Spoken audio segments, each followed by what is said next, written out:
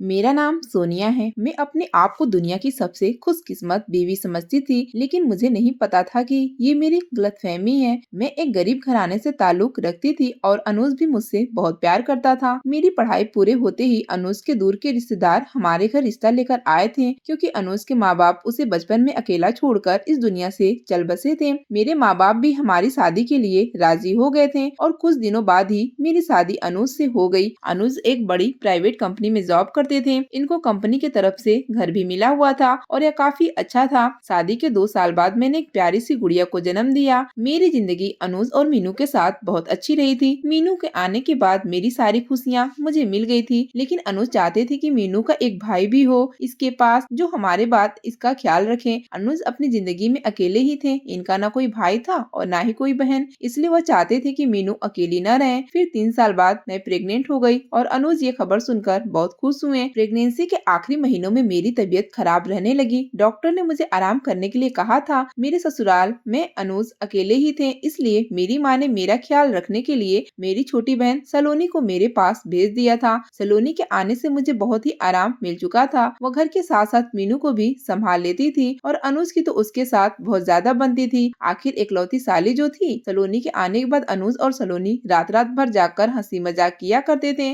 जैसे शादी से पहले मैं और सलोनी अपने घर किया करते थे। कहने को तो वो मेरी छोटी बहन थी, लेकिन उसमें मेरी जान बसती थी और वो भी कहाँ कम थी। मेरे एक आवाज पर अपनी नौकरी छोड़कर मेरे पास आ गई थी। कुछ ही वक्त बाद मैंने एक और बेटी को जन्म दिया। मेरी दूसरी बेटी के आने के बाद भी सलोनी हमारे साथ ही रही थी, क्योंकि मीनू को अब उसकी आदत लग चुकी थी। लेकिन मुझे नहीं पता था कि सिर्फ मीनू को ही नहीं, बल्कि अनुज और सलोनी को भी एक दूसरे की आदत हो गई थी। तभी तो यहाँ से जाने के बाद सलोनी ने भी वही कंपनी ज्वाइन कर ली जहाँ अनुज काम करते थे। इन दोनों का हंसी मजाक कब प्यार में बदल गया, ये तो सिर्फ वही जानते थे। मैं अपनी बेटियों को वास्ता देकर रोती रही, लेकिन दोनों अपने फैसले से टस से मस नहीं हुए। मेरे मम्मी पापा ने भी सलोनी और अनुज को समझाने की बहुत कोशिश की, लेकिन दोनों शायद अपनी हदें पहले ही पार कर ली थी, जिस वजह से वह अब किसी की बात सुनने के लिए तैयार ही नहीं थे। लाख समझाने के बाद भी अनुज ने सलोनी से शादी कर ली और उसे मेरी सौतन बनाकर घर ले आए। मैंने दिल पर पत्थर रख लिया। मेरी बहन जो कभी मेरी जान हुआ करती थी और आज सौतन बनकर मुझे कांटे की तरह चुभ रही थी। सलोनी के आने के बाद मेरी जिंदगी बस चल रही थी, लेकिन कैसे चल रही थी ये तो सिर्फ मैं ही जानती थी। मैं अपनी मासूम बेटियों का मुंह देखकर अंदर ही अंदर तड़पती रहती थी। हमारा घर बड़ा था, इसलिए जगह की कोई ज्यादा परेशानी नहीं हुई थी। सलोनी ने आते ही सबसे पहले तो मेरा और अनुज का कमरा मुझसे छीन लिया, जहाँ इतने सालों की मेरी और अनुज की यादें जुड़ी हुई थी। मैं अपनी बेटियों को लेकर घर के छोटे से कमरे में शिफ्ट हो गई और ज्यादातर अपनी बेटियों के साथ अपने कमरे में ही बंद रहती थी। शादी के अगले हफ्ते ही अनुज और सलोनी हनीमून मनाने चले गए और पीछे मैं अकेली रह गई थी। वो दोनों 10 दिन के बाद हनीमून से लौटे थे और यहाँ 10 दिन किन तकलीफों में गुजारी थी यह बस मैं ही जानती थी। मुझे अपनी छोटी सी बेटियों को संभालने के साथ साथ मुझे घर का सारा काम भी करना पड़ता था। मुझे लगा था कि यही महीना मेरी जिंदगी का सबसे तकलीफ से भरा हुआ महीना था, लेकिन मैं गलत थी, क्योंकि मेरी असली तकलीफें तब शुरू हुई थी। शादी के बाद अनुज को मेरी और मेरी बेटियों की जरूरतें का बिल्कुल ही ख्याल ही नहीं रहा था। अब उसे कुछ दिखता था तो बस सलोनी और सलोनी की जरूरतें। मैं अपनी बेटियों के लिए कुछ मंगवाती तो अनुज हफ्तों तक इस बात को टालते रहते। वहीं अगर सलोनी किसी चीज के लिए कह देती तो अगले ही घंटे में हाजिर हो जाती थी। सलोनी बहुत खूबसूरत थी, लेकिन वो बहुत तेज भी थी। तभी तो उसे देखते ही मेरे अंदर नफरत के अंगारे भरने लगे थे। जी तो चाहता था कि अपने हाथों से अपनी बहन का गला घोट दूं, जिसने मेरी और मेरी बेटियों के हक पर डाका डाला था।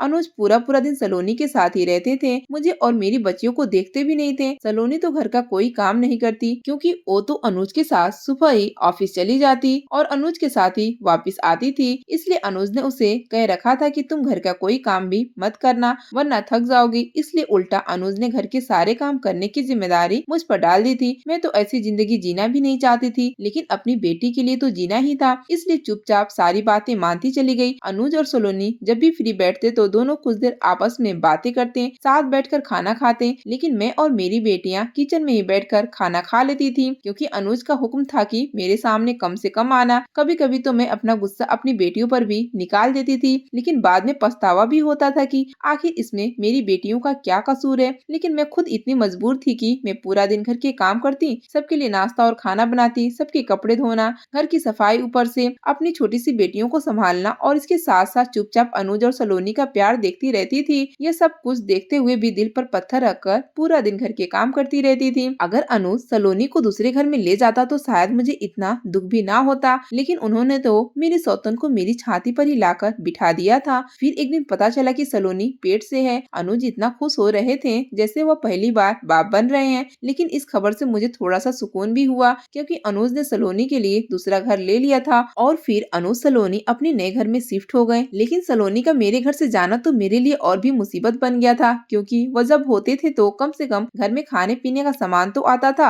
अब तो अनुज को इस घर की कोई परवाह ही नहीं थी। घर में खाने पीने के लाले पड़ने लगे तो मैंने बच्चों को पढ़ाने का काम शुरू कर दिया। जब भी अनुज को फोन करके घर के कुछ सामान मंगवाती तो एक हफ्ता लगा देते थे लाने में, इसलिए मजबूरी में मैंने खुद ही कुछ करने की ठान ली और ट्यूशन से जो भी पैसे आते वो घर के खर्च में कर देती थी। ये दिन मेरी जिंदगी के सबसे मुश्किल भरे दिन थे। लेकिन फिर एक दिन पता चला कि जिस कंपनी में अनुज और सलोनी काम कर रहे थे वो किसी कर्ज में डूब गई और बंद हो गई। उसी वक्त सलोनी ने एक बेटी को जन्म दिया। दोनों की नौकरी जा चुकी थी और खर्चे बढ़ चुके थे, इसलिए मजबूरी में अनुज ने सलोनी के लिए किराए पर मकान लिया था। उसे छोड़कर वो दोनों वापस पुराने घर में यानी हमारे साथ रहने लगे। अनुज ने दूसरी नौकरी ढूंढ ली थी लेकिन तनख्वाह बहुत कम थी। इसकी पूरी तनख्वाह सलोनी और उसकी बेटी जानवी पर ही खर्च हो जाती थी। सलोनी के कमरे में दूध के डब्बे, फल और जरूरत का हर सामान मौजूद था, जबकि मेरी बेटियों के वक्त ऐसा कुछ भी नहीं हुआ था। अनुज की तनख्वाह तो सलोनी और बेटी पर ही खर्च हो जाती थी। मेरी और मेरी बेटियों के खर्च कहाँ से पूरे होते। मैं बच्चों को ट्यूशन पढ़ाकर अपना और अपनी बेटियों का खर्चा चलाती थी। अनुज अपनी तनख्वाह से सिर्फ राशन पानी लाते थे, लेकिन वो सलोनी से देखा न गया। सलोनी शुरू में तो अपनी बेटी में ही मगन रहती थी, लेकिन अब धीरे धीरे उसने अपना असली रंग दिखाना शुरू कर दिया था। खर्चे बढ़ने लगे और आमदनी कम हो गई तो एक दिन उसने किचन में ताला लगा दिया। मैंने जब सलोनी से पूछा कि तुमने ऐसा क्यों किया तो वो कहने लगी कि हमारे पास इतना पैसा नहीं है जो फिजूल खर्च कर सके। बच्चे हर वक्त कुछ न कुछ खाते रहते हैं और फालतू के खर्चे बढ़ रहे हैं। सलोनी का साफ इशारा मेरी बेटियों की तरफ था। जब सलोनी किचन को ताला लगा रही थी तब अनुज सामने बैठे बैठे ये सब कुछ देख रहे थे,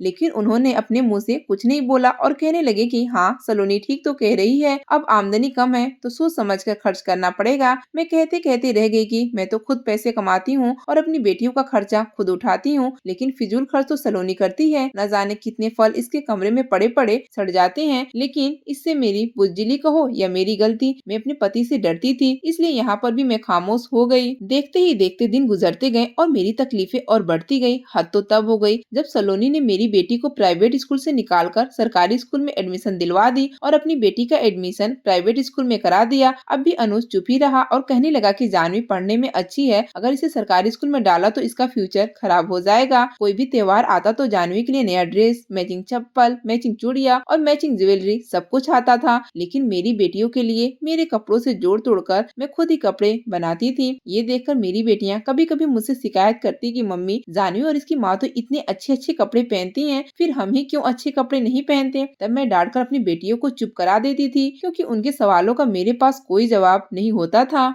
अपनी बेटियों की जरूरतों को पूरा करने के लिए ट्यूशन के साथ साथ मैं घर बैठे सिलाई का काम भी करने लगी थी, ताकि जो ऑर्डर आते हैं उनके बचे हुए कपड़ों से मैं अपनी बेटियों के कपड़े बना लिया करती थी। इस तरह मैं पूरी कोशिश करती कि ज्यादा से ज्यादा अपनी बेटियों की जरूरतें पूरी कर सकूं। मेरी बेटियां धीरे धीरे बड़ी हो रही थी और अपने बाप का ये चेहरा देखकर वो दोनों अनुज से नफरत करने लगी थी। एक दिन फिर खबर मिली कि सलोनी पेट से है तो अनुज फिर से बहुत खुश हुए थे और इस बार भी सलोनी के लिए इनके प्यार में कोई कमी नहीं आई थी। वो पहले की तरह ही सलोनी का ख्याल रख रहे थे, लेकिन भगवान को कुछ और ही मंजूर था। अनुज और सलोनी चेकअप के लिए डॉक्टर के पास जा रहे थे, तब रास्ते में ही उनकी गाड़ी का एक्सीडेंट हो गया और सब कुछ खत्म हो गया। सलोनी और अनुज की मौके पर ही मौत हो गई और उसका बच्चा भी पेट में ही खत्म हो चुका था। मैं उस वक्त घर में सबके लिए खाना बना रही थी, तब बाहर एम्बुलेंस की आवाज सुनकर मैं बहुत घबरा गई थी। बाहर जाकर देखा तो एम्बुलेंस हमारे ही दरवाजे पर खड़ी थी और दोनों की लाश मेरे सामने पड़ी थी। वैसे तो पिछले कुछ सालों से जो जिंदगी में जी रही थी, इस हादसे से मुझे कुछ भी फर्क नहीं पड़ना चाहिए था, क्योंकि सलोनी के आने के बाद अनुज तो मुझसे और मेरी बेटियों से दूर ही हो चुके थे। हर वक्त सलोनी के आगे पीछे घूमते रहते, इसके सारे नखरे झेलते और मुझे और मेरी बेटियों को तो हमेशा इग्नोर ही करते रहे थे।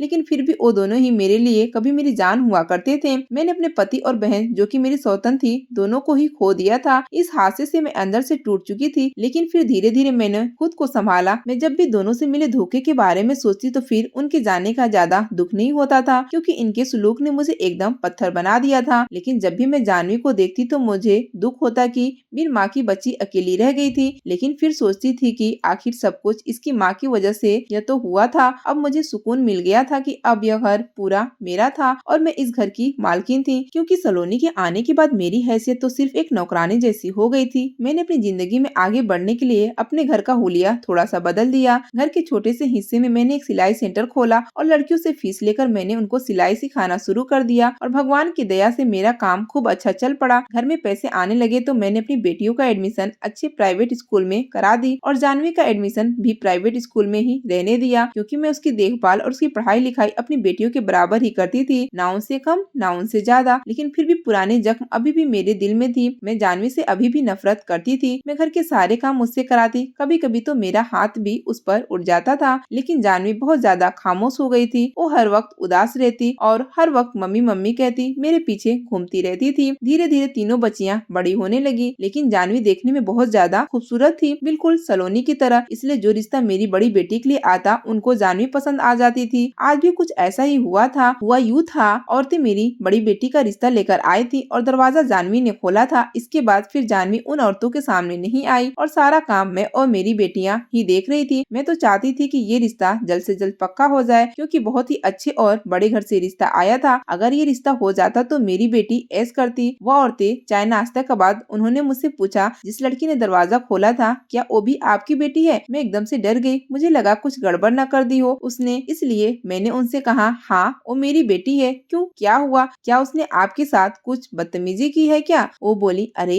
नहीं नहीं, ऐसी तो कोई बात नहीं, वो तो बहुत ही प्यारी बच्ची है। असल में बात यह है कि हमें आपकी इस बेटी का रिश्ता चाहिए अपने बेटे के लिए। इन औरतों की बात सुनकर मेरा दिमाग घूम गया और गुस्से के मारे मैं अंदर ही अंदर बड़बड़ाने लगी थी। लेकिन किसी तरह खुद पर काबू पाया और कहा हम सोच कर बताएंगे। इसके बाद वो औरतें चली गयी। लेकिन मुझे समझ नहीं आ रहा था कि इन औरतों का मुंह नोच लूं या फिर जानवी का गला घोट दूं। इन औरतों के जाने के बाद मैं किचन में आ गई और अपना गुस्सा बर्तनों पर निकाल रही थी। दिल तो कर रहा था कि जानवी को मार मार कर उसका चेहरा इतना लाल कर दूं ताकि मेरे अंदर की सारी आग ठंडी हो जाए। लेकिन अब तो मैं वो भी नहीं कर सकती थी। बचपन की बात और थी, लेकिन अब जानवी बड़ी हो चुकी थी। अगर मैं उस पर हाथ उठा देती और बदले में वो भी मुझ पर हाथ उठा देती तो मेरी क्या इज्जत रह जाती। यही सोचकर मैं मजबूर हो जाती थी। लेकिन हालांकि अभी भी वो मुझसे बहुत डरती थी और मैंने उसे पूरी तरह काबू में कर रखा था। शाम तक मेरा दिमाग ठीक हो चुका था और तब मैंने उस औरतों को फोन किया और माफी मांगते हुए कहा कि माफ करना, हमारे रिश्तेदार में एक देहांत हो गई थी, इसलिए मैं आपको फोन नहीं कर सकी। बात यह है कि हम जानवी का रिश्ता पहले ही तय कर चुकी हैं, इसलिए जानवी का रिश्ता आपके बेटे के साथ नहीं हो सकता। लेकिन अगर आप चाहें तो मेरी 2 और बेटियों में से किसी का रिश्ता तय कर सकती हैं अपने बेटे के साथ। मेरी बात सुनकर लड़के की माँ ने कहा, माफ करना बहन जी, हमें तो जानवी ही पसंद आई थी। अगर आप जानवी के रिश्ता नहीं कर सकती तो कोई बात नहीं, हम कोई और लड़की देख लेंगे। यह बात सुनकर मेरे अंदर आग लग गई थी और गुस्से में मैंने फोन रख दिया। मुझे जानवी पर बहुत गुस्सा आ रहा था, क्योंकि पहले इसकी माँ ने मेरा हक छीनने की कोशिश की और अब यह मेरी बेटियों का हक छीन रही थी। तब मैंने सोच लिया था कि कुछ भी हो जाए मैं अपनी बेटियों का हक जानवी को नहीं लेने दूंगी। जो मेरी बेटियों का हक है वो मेरी बेटियों को ही मिलेगा। दिल ही दिल में मैंने कुछ सोचते हुए फैसला किया कि सबसे पहले मैं जानवी की शादी कर दूंगी। मेरी बेटियों की खुशियों के रास्ते में कांटा बनी इस जानवी को निकालना ही सबसे बड़ी समझदारी है, क्योंकि जब तक जानवी की शादी नहीं होती तब तक मेरी बेटियों की शादी नहीं हो सकती। इसलिए मैंने अब जानवी के लिए रिश्ते देखना शुरू कर दिए। लेकिन जानवी के लिए एक से बढ़कर एक रिश्ते आने लगे थे, पर मैं उसकी शादी किसी अच्छे घर में नहीं करना चाहती थी और वर्षों से मेरे दिल में जो गुस्सा भरा हुआ था उसे निकालना चाहती थी। मैं उसकी माँ का बदला उससे लेना चाहती थी। मैं आने वाले हर रिश्ते से मना कर देती थी, लेकिन अगला रिश्ता उससे भी बढ़कर भी अच्छा आता था। मैं तो जानवी की शादी ऐसे घर में करना चाहती थी जहाँ उसे सिर्फ दुख ही दुख मिले, लेकिन अभी तक ऐसा कोई रिश्ता नहीं मिला था। एक दिन मैं बाजार जा रही थी, तब मैं एक लड़के से टकराई। वो फुल नशे में था। वो मुझे उठाते हुए बोला, माफ कर दो मैडम जी, कुछ लोग मेरे पीछे पड़े हुए हैं। तो उनसे बचने के लिए मैं तेजी से भाग रहा था, इसलिए मैं आपको देख नहीं पाया। मैंने हैरत से उस लड़के को देखा तो अच्छे काट कद का लड़का था, लेकिन कुछ घबरा घबराया हुआ था। मैंने उससे पूछा, कौन लोग तुम्हारा पीछा कर रहे हैं? तो कहने लगा, मैडम जी, मैं जुए में अपना सब कुछ हार गया हूँ और कुछ उधार भी बाकी रह गया है। बस वही उधार वसूल करने के लिए कुछ लोग मेरे पीछे पड़े हैं। मेरे दिमाग में शैतानी ख्याल आया कि इससे अच्छा रिश्ता तो जानवी के लिए कोई और हो ही नहीं सकता। मैं उस लड़के को थोड़ा साइड में ले गई और इससे पूछा कि क्या तुम मेरी बेटी से शादी करोगे? तो वो मेरी बात सुनकर शर्मा गया और हाँ में सर हिला दिया। मैं फौरन ही उसे अपने साथ घर ले आई और उसी वक्त पंडित जी को बुलाकर जानवी के साथ उसका शादी करवा दिया। जानवी रोते रोते बार बार मेरी तरफ देखे जा रही थी, जैसे वो मुझसे रहम की भीख मांग रही हो। लेकिन मैं अपनी नफरत में इतनी अंधी हो चुकी थी कि मुझे उसका रोना धोना कुछ भी दिखाई नहीं दे रहा था। जानवी की शादी होते ही मैंने उसे उसी वक्त उसे घर के कपड़ों में ही विदा कर दिया और वो रोते हुए घर से विदा हो गई। मेरी बेटियों ने जल्दबाजी में शादी करने की वजह पूछी तो मैंने उनसे कहा कि अगर जानवी की शादी नहीं करती तो तुम दोनों में से किसी की भी शादी नहीं होती। मेरी बेटियां मेरी बात सुनकर खामोश हो गई थी। तब मुझे अपनी बेटियों की शादी की फिक्र थी, इसलिए इनके लिए रिश्ते ढूंढने लगी थी। जानवी को रास्ते से हटा दिया था, इसलिए मेरी बड़ी बेटी की शादी अब बहुत ही आसानी से हो गई। अब बारी मेरी छोटी बेटी की थी, लेकिन मैं कोई जल्दबाजी नहीं करना चाहती थी। जानवी की शादी को पूरे 4 महीने हो चुके थे और इन 4 महीनों में एक बार भी वो हमारे घर नहीं आई थी। मुझे थोड़ी उलझन भी होने लगी थी, पता नहीं जानवी कैसी होगी और वो एक बार भी हमसे मिलने क्यों नहीं आई। दिन ऐसे ही कट रहे थे, फिर एक दिन अचानक जानवी घर आ गई और आते ही वो मुझसे गले मिली और मेरे हाथ में बहुत सारे पैसे रख दिए और बोली, मैं आपसे मिलने फिर से आऊंगी। यह देखकर तो मैं हैरान हो गई कि ये सब क्या था और जानवी के पास इतने सारे पैसे कहाँ से आए होंगे। दिमाग पर जोर न डालते हुए मैंने सोचा, जो भी हो, बड़ी बेटी की शादी का कुछ उधार अभी भी बाकी था जो अब दे दिया जाएगा इन पैसों से। एक हफ्ते के बाद जानवी फिर से मिलने आई और उसने ढेर सारे पैसे मेरे हाथों में रख दिए। तब मुझे बहुत ज्यादा हैरानी हुई कि आखिर इसके पास इतने पैसे आते कहाँ से हैं। मुझे इससे नफरत होने लगी कि इस लड़की की किस्मत कितनी अच्छी है, जहाँ भी जाती है इसकी किस्मत खुल जाती है। अभी अगली बार जब मुझसे मिलने आई तब उसका पति भी साथ में आया था और मेरी छोटी बेटी के लिए अपने छोटे भाई का रिश्ता लेकर आया था। मैंने भी लालच में आकर हाँ कर दी, ये सोचकर कि कितने पैसे वाले लोग हैं, मेरी बेटी राज करेगी जैसे जानवी करती है। जानवी ने मुझे अंदर कमरे में ले जाकर बहुत मना किया कि यह रिश्ता न करें, लेकिन मैंने उसकी एक ना सुनी। मुझे लगा शायद जानवी से मेरी बेटी का सुख देखा नहीं जा रहा और वो नहीं चाहती कि इसकी तरह मेरी बेटी ऐश करे। मैंने फौरन ही बाहर जाकर जानवी के पति से रिश्ते के लिए हाँ कर दी और कहा कि अगले हफ्ते ही सादगी से शादी कर देते हैं और वो मान गया। जाते जाते भी जानवी कई बार इशारों से रिश्ते के लिए मना कर रही थी, लेकिन मैंने इसकी एक ना सुनी। एक हफ्ते के बाद ही मैंने सादगी से सबसे छोटी बेटी की शादी उसके देवर से करा दी। शादी के दौरान भी उसने बहुत बार कहा, लेकिन मैंने उसकी बात नहीं मानी और उल्टा उसे ताने देने लगी कि तुम कभी नहीं चाहोगी मेरी बेटी खुश रहे, आखिर तुम हो तो उसी की बेटी ना। मेरी बात सुनकर जानवी की आंखों में आंसू आ गए थे और वो रोने लगी थी। अब तो मेरी छोटी बेटी की शादी हो गई थी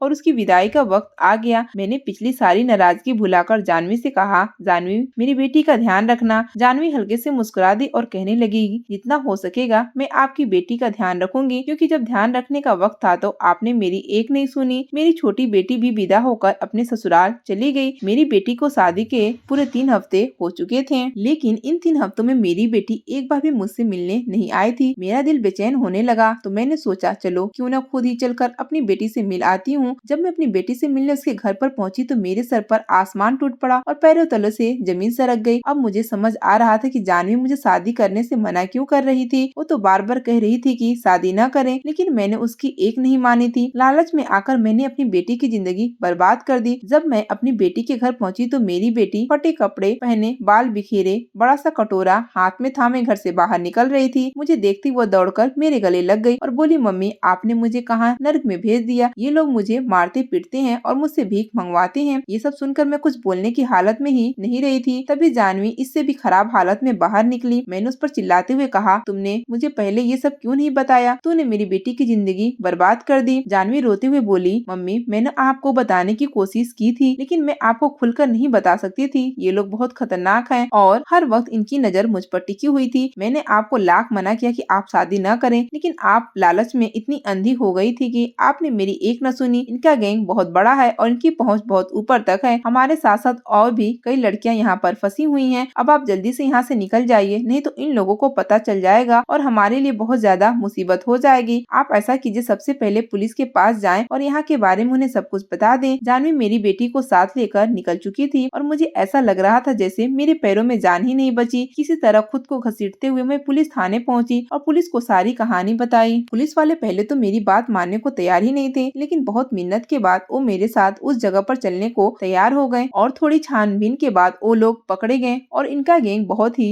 बड़ा था और बहुत सारे लोग लड़कियों से भीख मंगवाने का काम करते थे। पुलिस ने उनको पकड़कर जेल में डाल दिया, लेकिन अभी भी सारे लोग नहीं पकड़े गए थे, कुछ बच गए थे जिनकी पुलिस अभी भी छानबीन कर रही थी। बहुत सारी लड़कियां थी जो इस गंदगी से अब छूट चुकी थी। मैंने अपनी दोनों बेटियों को तलाक दिलवाया और उनको अपने साथ घर वापस ले आई। तब मुझे एहसास हो रहा था कि मैं बदले की आग में इतनी अंधी हो चुकी थी। जानवी के साथ साथ मैं अपनी सगी बेटी की जिंदगी बर्बाद कर दी थी। अगर मुझे कुछ कहना ही था और अपना गुस्सा निकालना ही था तो वो सलोनी से कहना चाहिए था। इसमें जानवी का क्या कसूर था? वो तो बेकसूर थी। इस बेचारी का कसूर बस इतना था कि वो उसकी बेटी थी और उसकी जैसी ही दिखती थी। जब मैं उसे देखती तो मुझे सलोनी का वो बेशरम चेहरा याद आ जाता था जिसने मेरी और मेरी बेटियों की जिंदगी बर्बाद कर दी थी। लेकिन जानवी तो हर वक्त मुझे मम्मी मम्मी कहते, मेरे पीछे पीछे घूमती रहती, मेरी मार खाती, मेरी तानों को सहती और फिर भी घर का सारा काम करती थी। मैंने सलोनी से बदला लेने की आग में उस मासूम के साथ जानबूझकर गलत किया, इसलिए भगवान ने मेरी बेटी के साथ गलत करके इसकी सजा दे दी। खैर दोनों बेटियां आज मेरे साथ हैं और आज मैंने जानवी को एक माँ बनकर गले लगाया और इसकी आंखों में से